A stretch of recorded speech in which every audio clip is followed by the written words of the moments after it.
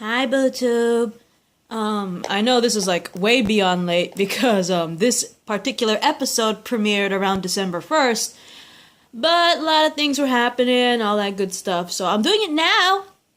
But anyway, this is the final episode of the 4-show crossover for Hero versus Villains for the CW shows Supergirl, The Flash, Arrow, and Legends. This one is Legends of Tomorrow, Season 2, Episode 7, titled Invasion, just like Arrow's Episode 8 and The Flash Episode 8. But anyway, let's get started.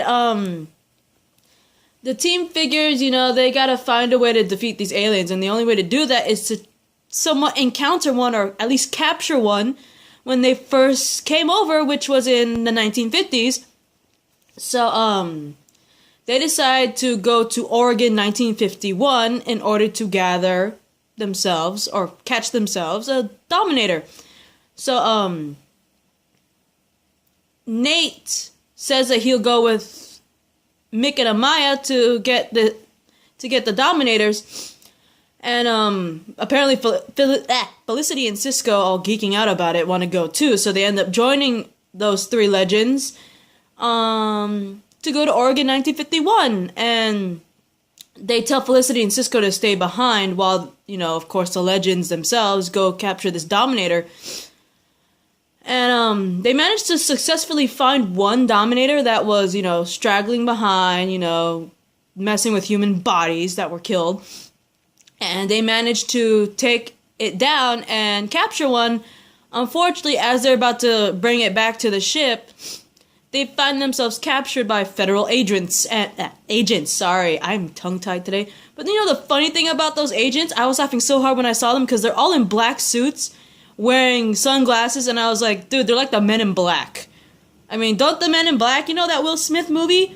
Agent K, Agent J, and all that stuff. They're all wearing black suits, nice black suits, and they're all wearing sunglasses.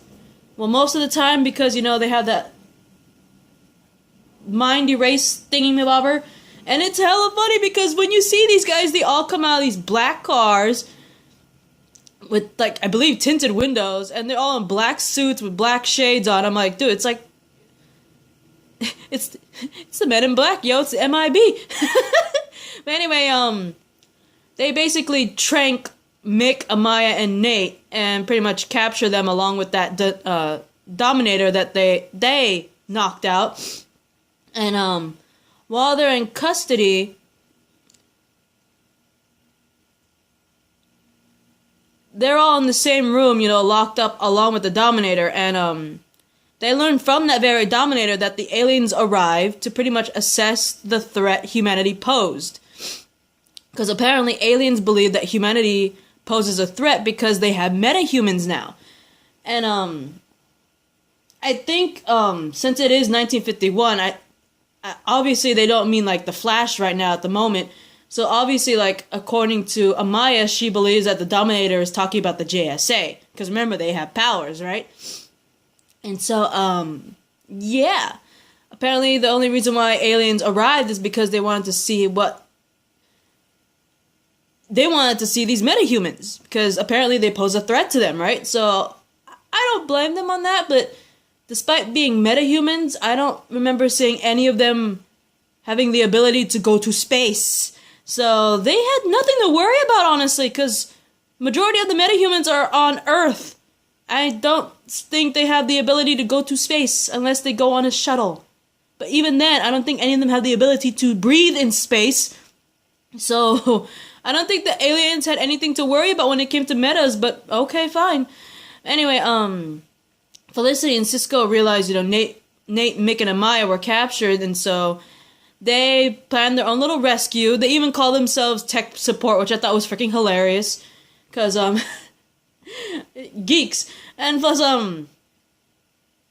the fact that when they rescued Nate, Mick, and Amaya, Mick literally called them rescued by geeks, and I was like, this is by far my favorite episode with Mick because he has the greatest one-liners right now. It's pretty freaking funny. I'm not gonna lie to you.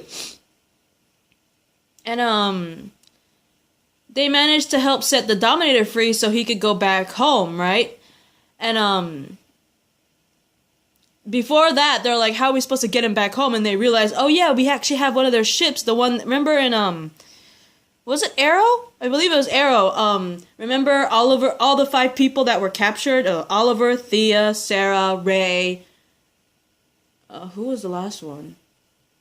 Diggle, there you go. Remember when those 5 got captured in the alien ship and everything? And they escaped on a little spaceship, but was rescued by Nate with the Wave Rider? Yeah, they still had that ship, so they just gave the ship to, what you call it? That one Dominator so he could go back home. And, meanwhile, back in Central City, 2016, apparently the very same federal agents, apparently the same guy, because, they did like a zoom in on the guy from 1951, and then they zoomed out and zoomed in back to the guy that pretty much came up to everyone in 2016. And apparently it's the same guy. And everyone learns that the Dominators actually know about Barry's manipulation of the timeline. And apparently they're demanding his surrender, otherwise they're gonna like pretty much start war. Hang on for a sec, guys. Sorry about that. This rascal right here was harassing me. Hi. Say hi to the camera. Say hi to the camera. The camera's right there. There you go. See, you're staring at the camera. I'm so proud. Anyway, he was harassing me. I'm sorry. But anyway, yeah, so apparently they demand Barry's surrender in exchange for peace. And of course, naturally, as the legends return, the team pretty much discovers that the Dominator's weapon is pretty much a bomb that will kill all the metahumans on Earth. And not only will it kill all the metahumans on Earth, there's going to be a lot of collateral human casualties along with it because of this bomb. And because of this, Barry's like, you know, if I don't, the bomb's going to kill all the metahumans on Earth. And there's going to be a lot of human casualties because it's a bomb, right? So he's like, I can't let that happen. And so he plans to sacrifice himself. And I thought this was really interesting because before the legends come back, Nate, Mick, Amaya, Felicity, and Cisco do manage to get in contact with the very Dominator that they saved. And they learn about the whole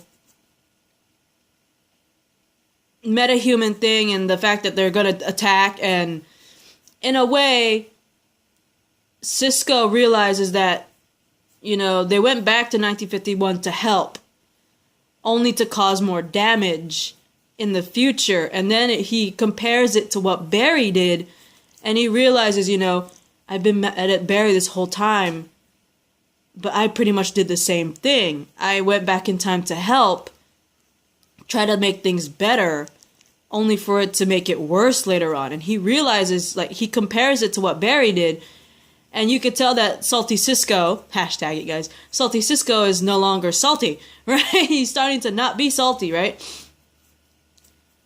And, Barry, the reason I'm saying this is because Barry, when he learns about the bomb and everything, and that when Barry learns about the fact that the Dominators knew about Flashpoint and that they demand his surrender in exchange for peace, and also the metahuman killing bomb that could also kill a bunch of humans in the process, he's like, you know what? I'll sacrifice myself. I'll do that in order to save everyone.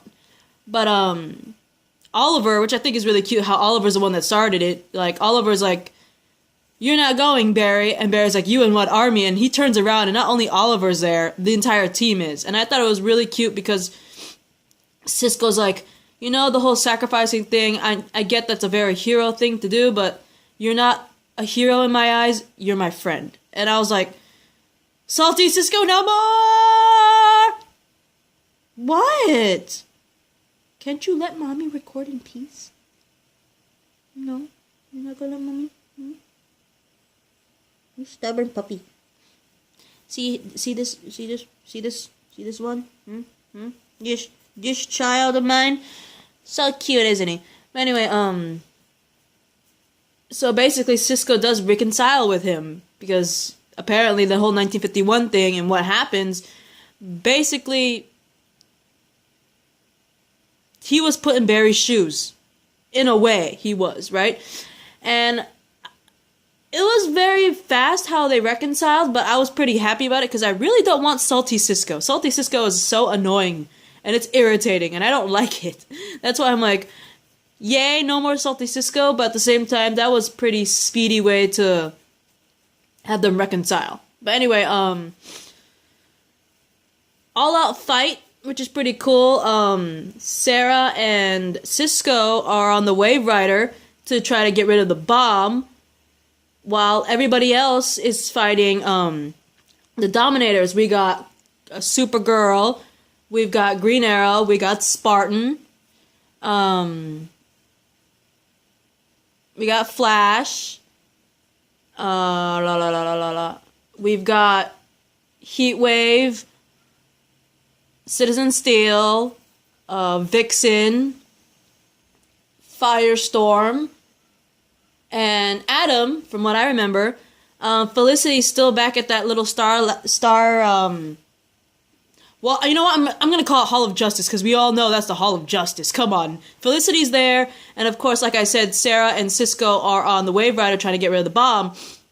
And, earlier in the episode, Professor Stein and Caitlin, they butt heads a little bit with the fact that, you know, Stein has a daughter, and of course Stein knows he never had a daughter. It was his manipulation of the fact that he told his younger self to spend more time. Hang on for a sec, guys. Sorry about that, guys. It's very gloomy outside, and my dog's like, yes, sir? Okay. Blah. Anyway, they have butting heads when it comes to the daughter. I'm not gonna get too much into it, but to the point where Stein has to accept the fact that he has a kid. And with the help of his daughter, they managed to create a pain-inflicting nanotechnology thing. Because apparently she went to MIT and she's like uber smart like her dad. But anyway, Stein gives it to them and saying, you're going to have to put it on all of them without them noticing, right? So that's what everyone else is doing. They're distracting them by fighting them while Flash is putting bombs on them. But like Felicity's like, hey, there's a bunch of other Dominators all over the world. And that's when Supergirl and Flash pretty much break off from everybody and go around the world placing bombs on all of them, right? And as they're doing that, Sarah is trying to lift the bomb with the Wave Rider, but unfortunately it's way too heavy and all that stuff. And so they asked Firestorm's help to, you know, turn the bomb into something non-lethal. And I thought it was interesting because Stein actually admits to Jax that he has a daughter. And why are you standing like that? You look so weird in the camera. You're like this. But anyway, they managed to, because Stein admitted to Jax about his daughter, they managed to turn the bomb into like liquid. And they managed to use that nanotech to pretty much cause pain to every Dominator all over the world, causing them to retreat. And the battle seemed very lackluster. I liked the beginning of it when they were fighting, but especially when some of them teamed up with certain people, like Green Arrow teamed up with Heatwave. Supergirl at one point saved Green Arrow and all that stuff. I liked the team ups and everything, but the fact that they retreated so fast, the Dominators, kind of very lackluster. But I liked how there was a speech. I'm not gonna get too much into it, but the speech that the president had back at the Hall of Justice, saying thank you to all the aliens and saying thank you to everybody for, you know, getting rid of the Dominators, and the after party they all had, and the fact that, you know, Cisco gives Kara a device that allows her to travel between universes and communicate with them if she wanted to, which I think is pretty cool. But the sad thing was, at the end, what I was upset with was the fact that Jefferson, who's all confronting Martin about his daughter, is like, oh, your daughter's an aberration. He's like, please don't tell the rest of the team that she is, because if they do, they're gonna get rid of her, you know, because she's an aberration. They have to get rid of aberrations. And unfortunately, poor Lily is one. So he's like, please, Jax, do not tell anyone about my daughter. So yeah, I thought it was really cool that Kara has a way to travel and communicate with everyone else, which I thought was pretty cool. Like I said, the battle at the end with them retreating, the Dominators retreating, was kind of lackluster, but overall, I liked the episode. So yeah, that was a very cool 4-part epic saga, and I hope to see more of it. So that's my reaction to Legends of Tomorrow, Season 2, Episode 7, titled Invasion. Peace.